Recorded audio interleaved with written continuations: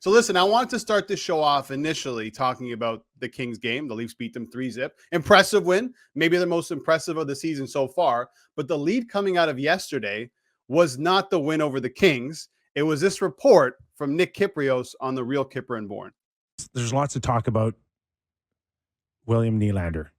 Ooh. And What kind of talk? well, just Words. it's trending closer Sounds. to the Leafs and Willie getting a deal done is what I hear. Really? Yeah. You know, I've heard similar. And the general feeling amongst, I think, both sides is they'd like to get it done before the NHL All-Star Weekend. The other belief is that it will be a number That's good. is over 11. So That's good. 11.25 is the one that is probably mentioned the most. Mm-hmm. Times 8.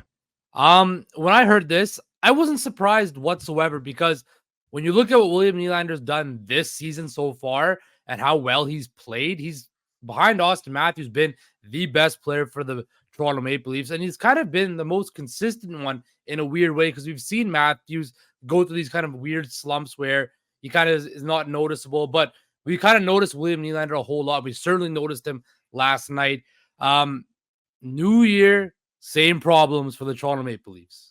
You have to get this done. You have no other choice. This is what you're going to do. We didn't talk about it we didn't play that part of the clip, but when they mentioned that what they're going to do, what they traditionally do is they're going to backload it so the actual guaranteed money and money paid out is going to be less. So if you want to move off that contract later on, that is something that the Toronto Maple Leafs have the luxury of doing because they have such a deep bankroll. They're going to put all this as signing bonuses, right? And what they're going to do is if the contract, Nylander's play dissipates as the contract goes along, it'll become easier to to trade. But when I look at this situation, they're backed up in a corner. They had to make this move. This is what's going to happen. It's funny, though, because when we broke for the holiday break, Albert, the next day or two later, I heard a report from Matt Murley, who's on Spitting Chicklets, saying that potentially Pettersson and Nylander could join Bedard in Chicago. And then 10 days later, we're hearing that, the Nylander contract extension is nearing completion. So I wonder if there's any validity to that rumor there.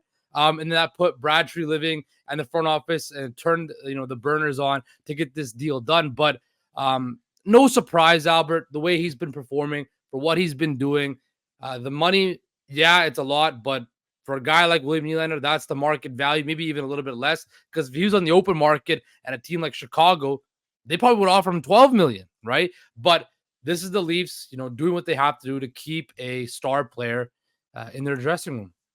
Right. Okay. So here, let me start with the Nylander part. Do I think he deserves $10 million plus? I do. Do I think he deserves it on the Toronto Maple Leafs, or do I think the Leafs should pay that? No, based on their cap situation.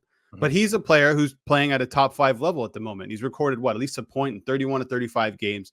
His 50 points leads the team. The only players in the NHL more productive: Kucherov, McKinnon, McDavid, Panarin. All those players are in the conversation for MVP. He's on pace for 45 goals, 117 points, both career highs. He's got 2 shorthanded goals. He's playing on the penalty kill right now. At 11.25, you can justify that based on the way that he's playing. So far this season, there's still a lot to go. But when you look at the Toronto Maple Leafs cap situation, it's just the same thing that's repeating itself over and over again. And I feel like I'm repeating myself over and over again. How can they continue to pay 4 forwards this much money? Heading into next season, the cap goes up to $87.5 million, which is not a big boost. And a cap era, you got to be smart with your money. Over the past 10 seasons, or even longer than that, the Leafs have not been smart with their money. So next year, you got Austin Matthews. His new deal kicks in at 13.25. Then if Willie gets 11.25, he's on the books for 11.25. JT makes 11. He's a free agent. That's his last year. Mitch Marner, 10.9. You have 4 forwards making $46.4 million with $41 million remaining on the cap, with 11 free agents on top of that. And you're going to need a goalie. And you're going to have to sign Tyler Bertuzzi. And look what they're doing right now with this current situation. Nylander's making an unbelievable money at the moment in terms of the cap for the Toronto Maple Leafs, $6.9 million. And they're still having to figure out what to do with the goaltending and chopping and changing and finding bottom of the barrel pieces to make things work on defense. Is this supposed to change next season? No. The way I look at it right now, right? You have to sign Nylander because he's one of the best players in the league. I understand. That's one of the reasons why you want to do it. But it doesn't make any sense next year. Next year, in my opinion, it's a complete wash. You're not winning the Stanley Cup. There are no teams in the NHL who pay 4+ players or just 4 players in general, $10 million plus. There's no team outside of the Toronto Maple Leafs who pay 3 players $10 million. And Leafs have no success. You cannot do that in a salary cap era. You need to have some money to pay for other good players to build your lineup. Look at the Kings. Okay, the Leafs beat them last night 3-0, but that's a well-built team. Look at it down the middle. Kopitar, Dubois, Deneau. Leafs don't have that. They can't compare to that. They have a similar, we'll talk about it. We'll talk about the goaltending situation. But I just feel like this is just the same thing all over again. Well, you have to pay the guy, I get it. But 11.25, what are we doing here? But Albert, that's why having an internal cap structure on your team is so important. And the Leafs don't have that. Yes, Austin Matthews is making the most amount of money and everybody else kind of filters below that. But there's no structure based off that. It's kind of like whoever's next in line slots up one more rung. Because, if they want to keep Mitch Marner, well, Marner's going to want to raise, and a raise for him is going to be what, $12 million, Albert? Right? So when you look at this situation.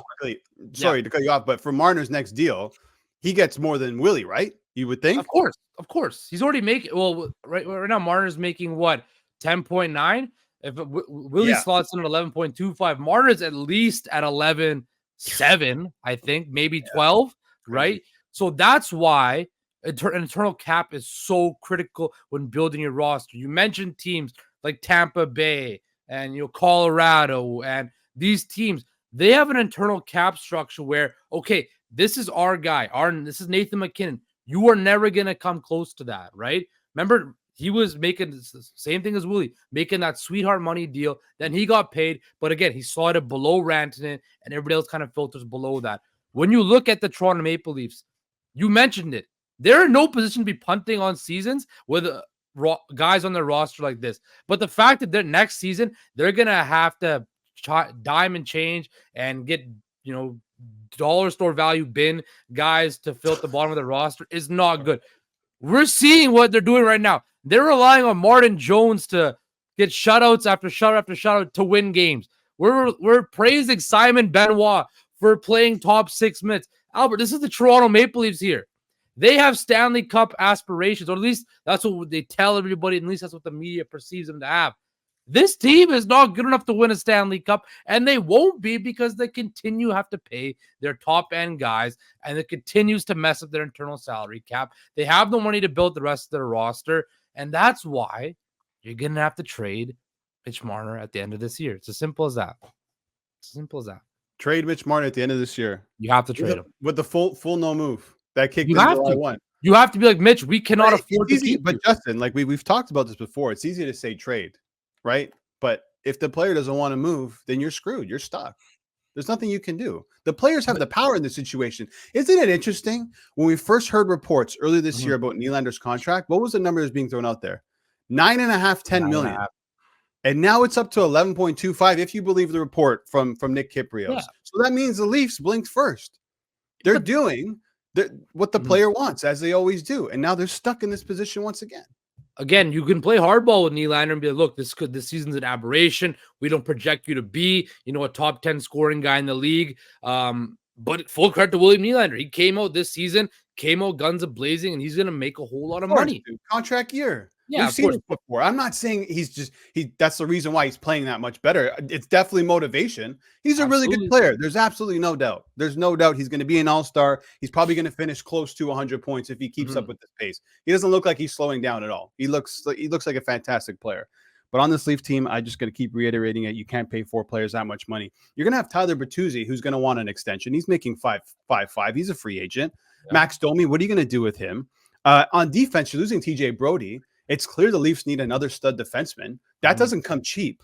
That's minimum $6.5–7 million for another really good defenseman. But Albert, and then goaltending, right? Martin Jones is a free agent. Who knows if Martin Jones is going to be here?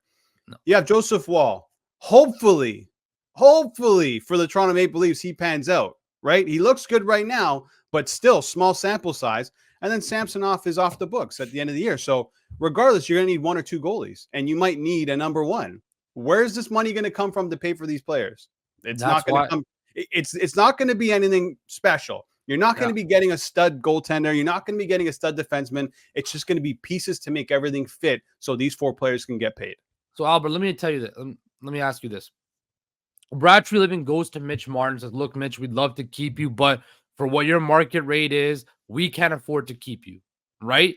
We will trade you to whatever team you want to go to that can give you the contract that they want. And that allows the Leafs to maybe then package something up to get some reinforcements back, or if anything, just to clear cap space to build the rest of the roster out. That is the only way you can somehow not, punt on a season or continue to just band-aid up the problem, because we're seeing it. We've seen it other than last night, but we saw it over the holiday break too. You can't continue to do this because it's not going to work out. That is why you have to have that difficult conversation, Brad Treliving. You have to come to the realization you have to trade Mitch Marner.